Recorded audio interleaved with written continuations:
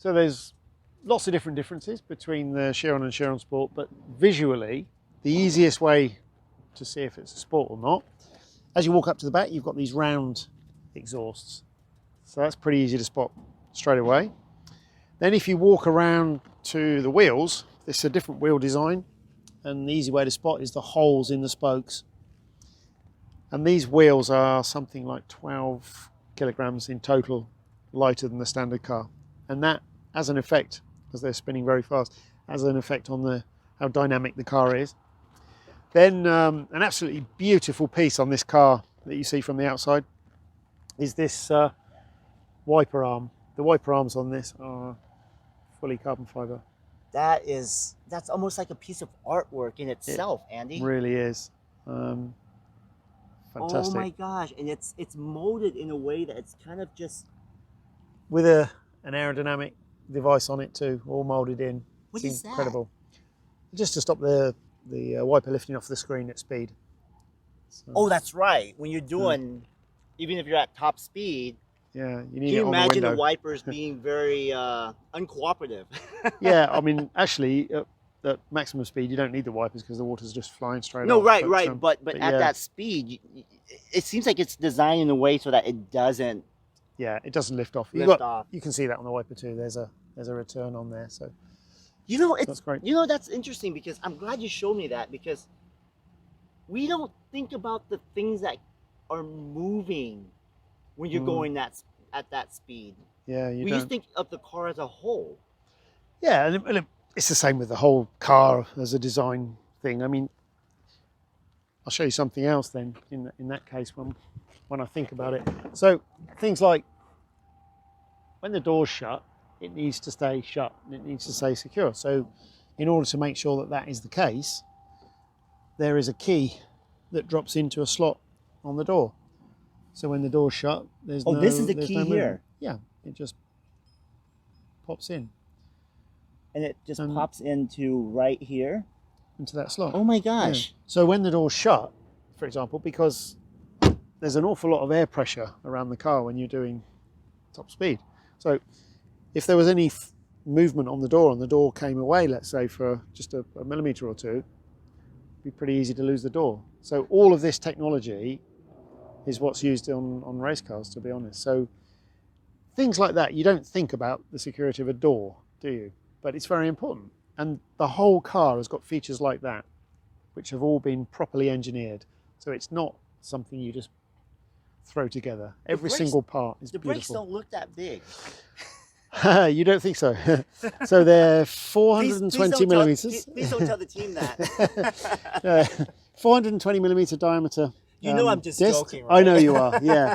Because this caliper is the largest one I've ever seen in my life. So these calipers have got 4 pads in each side, 4 pads on each side of the car, 8 pistons, all different sizes so that there's no wedge wear on the pads. Then you've got this carbon ceramic disc. The interesting thing with this kind of braking system on a racing car, you have a similar system. So there's lots of different materials. There's carbon ceramic and titanium and there's aluminium. So they all expand at different rates. So if you just bolt everything tight, as soon as it gets hot, you'll have some vibration on the pedal. So this is allowed to expand radially as it warms up. So there's enough clearance that it will actually expand and not cause any issues. So on a racing car you have that, but you don't care about the noise that it might make. So they're quite loose on a racing car, and as you drive slowly, as the disc turns, it clonks down each time. You don't have any noise at all with this, so the tolerances are absolutely finite. So you've got all the expansion you need and contraction with temperature, but no noise. How does it deal with the heat, the temperature, high temperature? There's an awful lot of cooling. Here you've got a lot of air directed in to cool the brakes, but you've also got this shield around the disc, right on the outside, which is creating a vortex above the disc and helping to suck the hot air out. Did you just use the word vortex? You have to, you can't do a story about Bugatti without throwing in the word vortex somewhere. I was waiting for that. Now you gotta explain what a vortex is. What is Andy's definition of a vortex as it applies to Bugatti. It's a piece of something that's creating a situation where the air suddenly speeds up and curls and increases its velocity, and it's generally a good thing. You want that. You want that. Okay, so let's talk airflow real quick, if you don't mind. How does air come in? How does it get sucked through? How does it feed power to the engine? So that's an easy one. So you've got various radiators all around the car cooling things like the water, the oil, the gearbox oil. But on the top here, above this separation line, this is the air for combustion. Doesn't seem all that big. It doesn't seem big. Not very impressive. It does when you have a look under the body. It's quite a large area. And that's basically feeding coolish air anyway, which then goes into the turbochargers, is compressed, and then straight into the plenum chamber and into the engine. And that's the beauty, is it doesn't seem like it's a lot, but it's the way the car is designed in a way that it traps that air efficiently. That's right. You see these lovely lines. So basically the air that's coming over the top, so not any air that's gone and got itself heated through the radiators. So this is the good air that we want. This is cool air. It's quite high pressure air, and then it goes into here. There's a little bit dirtier air and warmer air then goes into some other coolers in the side, but we're not worried about that so much because we've got plenty of cooling. But the cooler the air is for combustion, the better. Okay. So we separate it there. And then just if you're talking about the aerodynamics of the car, the shape of most cars is almost like an aeroplane wing, isn't it? So therefore, if you push this through the air quick enough, you'll actually have some lift on the body. So to counteract that, you have your aerodynamic appendages, if you like. So the rear wing is essentially creating downforce on the rear. And this mode is in Autobahn. This is Autobahn, which is an extended height. But the shape of the underbody and the shape of the front diffuser just under there is making sure that this aerodynamic effect is balanced.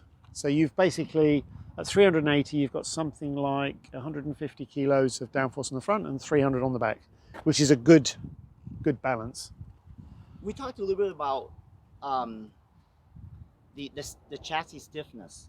When you're talking about how much pressure is on top and how much of it is on the bottom. Oh, for this tearing force? Yep. Yeah, on the Super Sport 300 Plus, so travelling at over 300 miles an hour, although we designed that car to be as slippery as possible and therefore we didn't really want extra downforce we didn't need, 0 front, 0 rear, that is still around and 2 tons trying to pull the car back down. So this is a 4-ton tearing force on the car. So it's just something you don't think about. So every single body panel, everything to do with the car is designed to easily withstand that force. Just another thing that you're not necessarily thinking about when you look at a car. From an aesthetic perspective, what is your favorite part about this car? So for the longest time, when we first had Chiron, I kept spotting things that I hadn't seen before. Which is a lot, by the way. There's so much going on, right? There's a lot. I mean, just little things that I spotted after a couple of weeks. Is this just where it says Bugatti on the lights there? I mean, it's just beautiful. But there's so many of these pieces around the car. It'd take me a week to explain them all. But needless to say, they're all done absolutely beautifully, and it makes this car, when it stood still, to me, looks like it's got lots of grip. It's just got that stance about it. Shall we go talk about the Super Sport now? Yeah, why not? Let's do that. Can I take her in? Yeah. Yeah. Why not? I love that. Okay. All right, guys.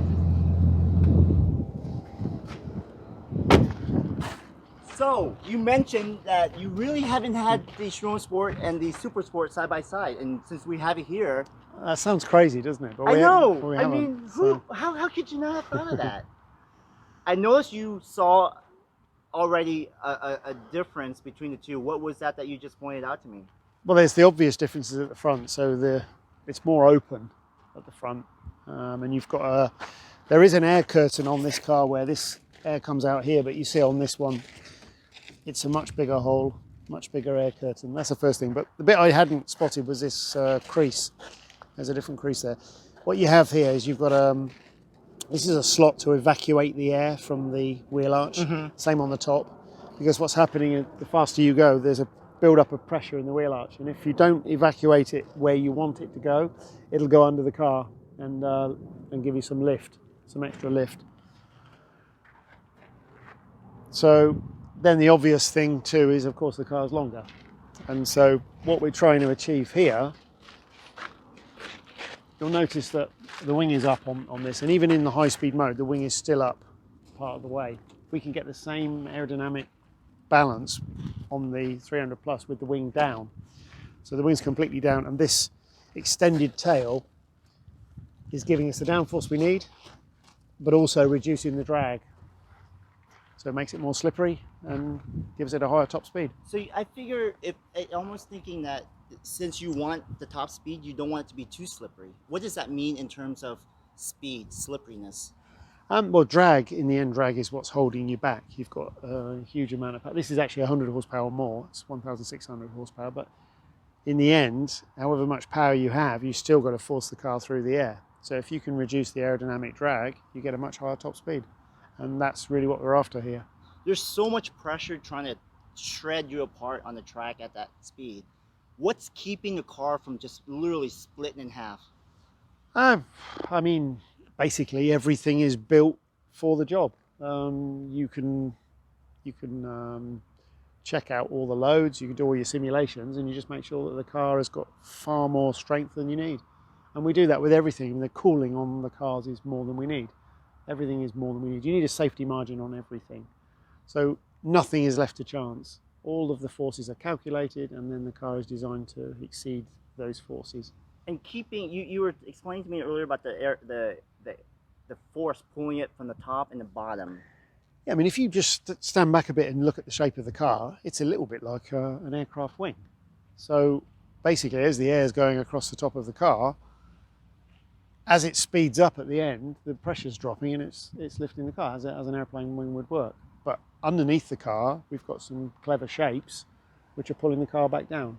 So that's how you get your 0-0. We're more downforce on the standard chiron because we have a lower top speed. So on this car, the idea was... in other words, the design element, the engineering, keeping it zero downforce balance is, in itself, is an engineering feat. Well, if you, as you flow through the air, whatever downforce you have, that number increases exponentially. So it's a square of the speed, the drag and the downforce. So we don't want any excess downforce. When we're in top speed mode, the standard car has a top speed mode, as you know. So when we're in top speed mode, we're just looking for the car to go as fast as it can. So we don't want a lot of downforce. Also, if you've got a lot of downforce, you're putting a lot more loading on the tyres. So we just wanted the car to, basically have a 0-0. That's not what happens throughout all speeds, because as you increase speed, you lose the rake. So the ride height at the rear drops more than the front. And in fact, as the faster you go, you usually gain some downforce on the rear and you usually lose some on the front, but that's normal. So let's imagine for a second, the Devo is sitting right here, which let's pretend that it's here, and you've had the pleasure to drive it. What is it like compared to these two guys?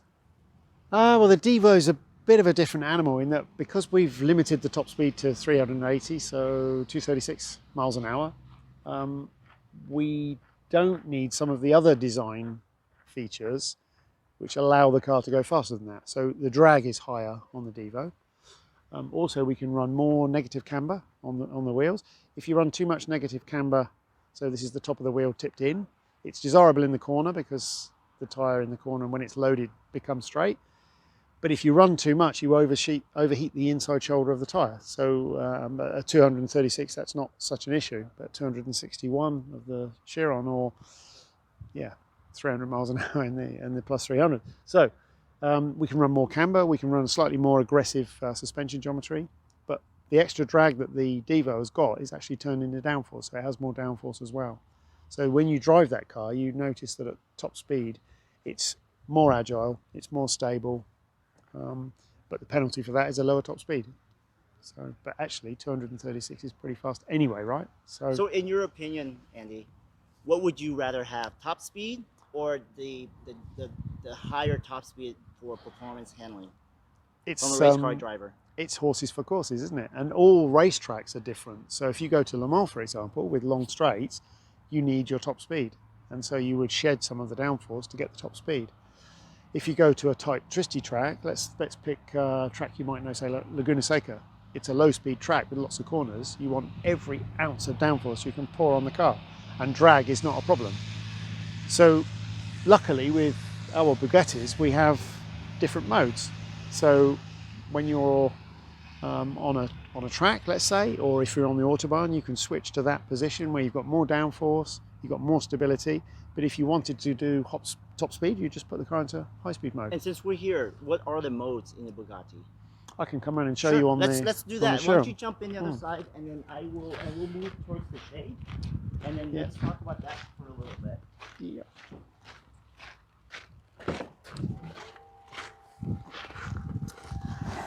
And we have to mind a child. I think that's Tim's. That's Tim's, yeah, that's it Tim's. is.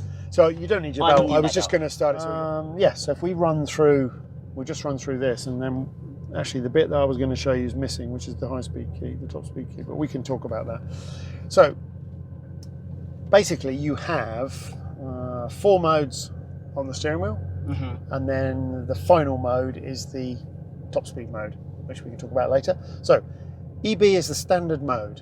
So when it's in EB, as it is now, the front ride height is 115 from the ground, the rear 116. So the car's almost completely flat. It's fractionally high at the back. So you can manually switch to Autobahn, which lowers the car at the front down to 95, and it lowers the rear down to 115. So it's lower and it's raked. At the same time, it also retracts or extends the wing. And I can actually, if you point the camera at the wing, I can actually do it now. So you see that, and now the car's actually dropping more at the front than the back, so it looks like the back's lifting. Then the final mode, if you keep the camera on the wing, is just another 4 degrees on the wing. Boom. So that's the handling mode. You're going to get a ping shortly, because it also takes the stability control down to a lower level. So I can drop the wing back down again, 4 degrees. You'll get a ping when it's switched back on. And then we can go back to Autobahn, EB, which lifts the car, takes the rake out, and then adjusts the wing again, down. So those are the 3 main ones. The other one is the lift mode, which you use to go over obstacles. Now, if you left it in EB, the car has active aerodynamics anyway. So when you reach 112 miles an hour, the car decides that you should be in Autobahn by now. So it will automatically go into Autobahn. The reason that you would use it manually is because if you were going above 112 and then below, let's say 80 miles an hour, and then back up and back down, you'll be cycling the whole time. So you can stop the cycling by manually selecting. Then, if you decide that all those modes aren't enough for you, and you've found a nice long runway, or you've got your own personal piece of road or a racetrack, you then pick up the high-speed key, which is situated to your left on the floor. You insert it into the slot, turn the key. The car will go through a checking system to check all sorts of things, checking for fault codes, checking that there's nothing wrong, checking the tyres are less than 2 years old, because that's important if you want to go 261 miles an hour. And it lowers the car a little bit more, so it matches the 300 plus that we've got next to us.